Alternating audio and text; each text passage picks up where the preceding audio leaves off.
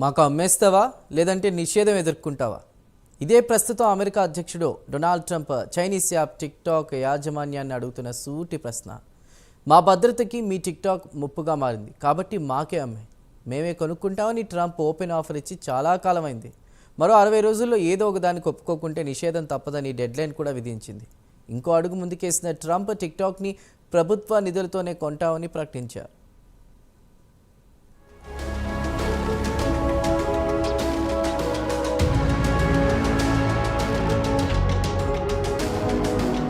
America అధ్యక్షుడు Donald Trump మరో executive ఆర్డర్పై సంతకం చేశారు. సావరిన్ వెల్త్ ఫండ్ని వచ్చే ఏడాది కాలంలోపు సృష్టించాలని ట్రంప్ ఆదేశించారు. ఈ ఫండ్ ద్వారా చైనాకి చెందిన టిక్టాక్ని కొనాలని ట్రంప్ సంకల్పించారు. ఇప్పటికే పలు ఆసియా దేశాలు, మిడిల్ ఈస్ట్ కంట్రీస్ ఈ తరహా నిధిని ఏర్పాటు చేసుకున్నాయి. డాలర్ల రూపంలో ఏర్పరిచిన కరెన్సీతో ప్రభుత్వాలు నేరుగా కొనుగోలు చేయడానికి వీలు కలుగుతుంది. ప్రస్తుతం ఆ దేశాల సరసన అమెరికా కూడా చేరనుంది.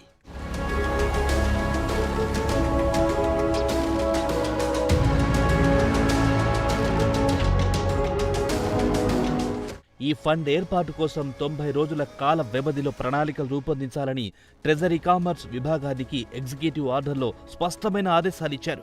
నిధులు ఎలా సమకూర్చాలి, పెట్టుబడుల వ్యూహాలు, నిధి స్వరూప స్వభావాలు, ప్రభుత్వ రంగంలో దీని నమూనా ఎలా ఉండాలి అన్న వివరాలతో ప్రణాళికలుండాలని మార్గదర్శకాలు జారీ చేశారు. నిజానికి ఇలాంటి నిధిని ఆయా దేశాల మిగులు బడ్జెట్పై ఆధారపడి ఏర్పాటు చేస్తారు. కేవలం పెట్టుబడులే ధ్యేయంగా ఈ నిధిని రూపొందిస్తారు. కానీ అమెరికా బడ్జెట్ లోటులో కొనసాగుతోంది. కొత్తగా సావరిన్ వెల్త్ ఫండ్ ని సృష్టించాలంటే అమెరికన్ కాంగ్రెస్ ఆమోదం తప్పనిసరి. ఈ ఫండ్ ని ఏర్పాటు చేయడానికి భారీ సంపద సృష్టించబోతున్నామని ట్రంప్ మీడియాకి చెప్పారు.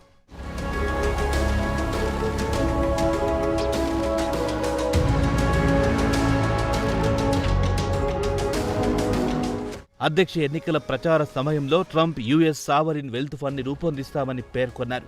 టారిఫ్లు, ఇతర విధానాల ద్వారా హైవేలు, విమానాశ్రయాలు, తయారీ, వైద్య, పరిశోధన వంటి మౌలిక సదుపాయాల ప్రాజెక్టులకు నిధులు సమకూరుస్తామన్నారు. కాగా ఇటువంటి నిధుల కోసం దేశ మిగులు బడ్జెట్పై ఆధారపడాల్సి వస్తుందని పలు నివేదికలు పేర్కొంటున్నాయి. అయితే ఈ ఫండ్ ని ఏర్పాటు చేయడానికి నిధులు ఎక్కడి నుంచి వస్తాయి, ఎలా నిర్వహిస్తారు అన్న దానిపై ఇంకా స్పష్టత రావాల్సి ఉంది. అయితే ఈ ఫండ్ కి నిధులని సుంకాలు, ఇతర అనేక మేధోపరమైన మార్గాల ద్వారా సమకూరుస్తామని గతంలో ట్రంప్ చెప్పారు. 12 నెలలలోపే ఈ నిధిని ఏర్పాటు చేస్తామని ట్రెజరీ సెక్రటరీ స్కాట్ బెసెంట్స్ మీడియాకి చెప్పారు.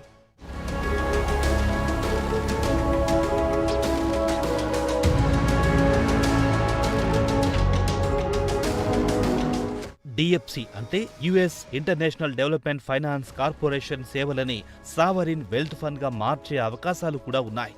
దీని పట్ల ట్రంప్ ప్రభుత్వం సానుకూలంగా ఉందని సమాచారం. ప్రైవేట్ కంపెనీల భాగస్వామ్యంతో డిఎఫ్సి ప్రపంచ దేశాల్లోని ప్రాజెక్టుల నిర్మాణానికి నిధులు సమకూరుస్తోంది. ప్రపంచవ్యాప్తంగా ఇలాంటి సావరిన్ వెల్త్ ఫండ్స్ 90 ఉన్నాయి. వీటి సంపద మొత్తంగా $8 ట్రిలియన్ల అంతర్జాతీయ forum of sovereign wealth funds వెల్లడించింది.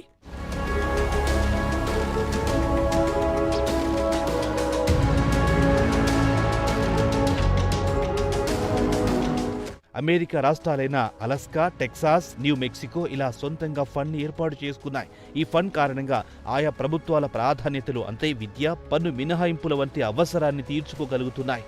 ఆయిల్, భూమి తదితర సహజ వనరులతో వచ్చే ఆదాయంపైనే ఈ రాష్ట్రాలు ఆధారపడుతున్నాయి. టిక్టాక్ ని అమ్మేయాలని దాని మాతృ సంస్థ బైట్ డాన్స్ పై తీవ్ర ఒత్తిడి పెరుగుతోంది.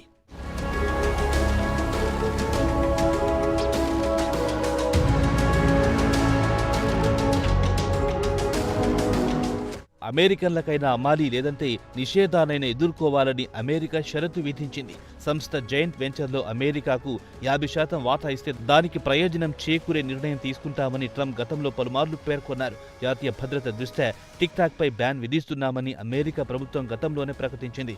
జనవరి 19 నుంచి ఇది అమల్లోకి వస్తుందని వెల్లడించింది. అయితే అమెరికా అధ్యక్షుడిగా బాధ్యతలు స్వీకరించిన ట్రంప్ ఈ నిషేధపు ఉత్తర్వులు సవరించారు. జనవరి 20 నుంచి 75 రోజుల తర్వాత దీన్ని అమలు చేస్తామని ప్రకటించారు. టిక్టాక్ కి అమెరికాలో 170 మిలియన్ల వినియోగదారులున్నారు.